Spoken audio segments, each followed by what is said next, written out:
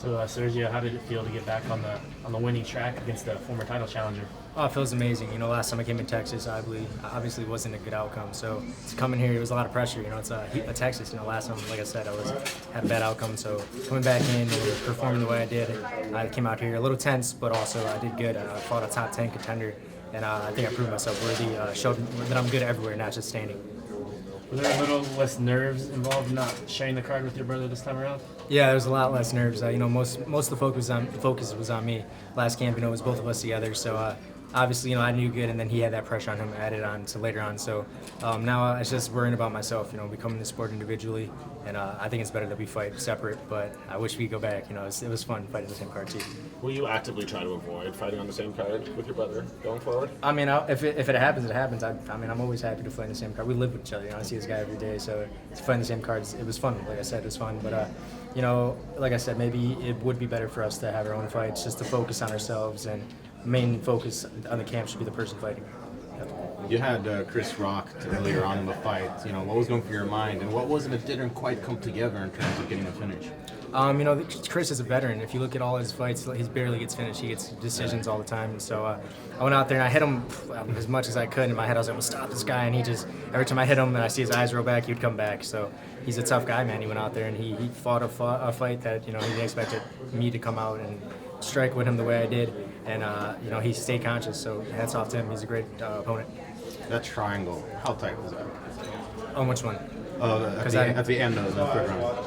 Oh, you mean the leg lock? Oh, sorry. Honestly, I don't remember a triangle if I ever one. Well, we were looking while in the interview, so it was hard to see. Yeah, no, he had it, but it wasn't in the right position, and I knew there was only like 20 seconds left, so I knew if I moved a little bit, it would have got a little bit deeper, so I just stayed and tried to maintain position.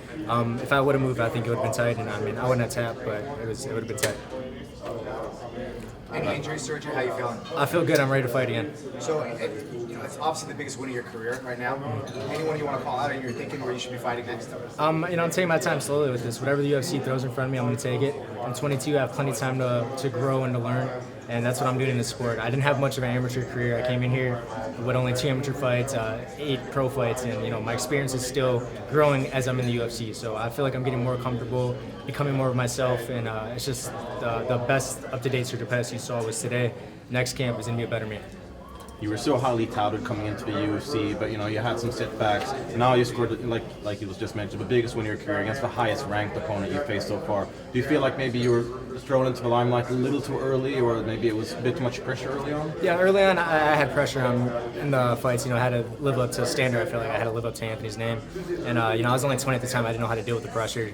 So for my first couple fights, I was very tense. Didn't know how to deal with it. There was cameras. It was all new. The crowd was new. We had Bird in the corners, screaming, hyping me up. So that was all new for me. And then I'm 22 years old. I'm finding myself as an individual and as a martial artist, and I'm gonna get better and better. So I'm finding myself. And after my last fight, I realized how much I love the sport. I got knocked out, and that didn't make me want to quit. It made me want to keep going and get better.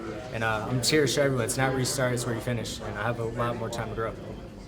I think you mentioned earlier in your career about the weight cut to 25. Maybe you might grow out of it eventually. How is the weight cut still the 25? Actually, I did this one alone. I didn't have nutritionists. I'm learning it, making it more of a lifestyle.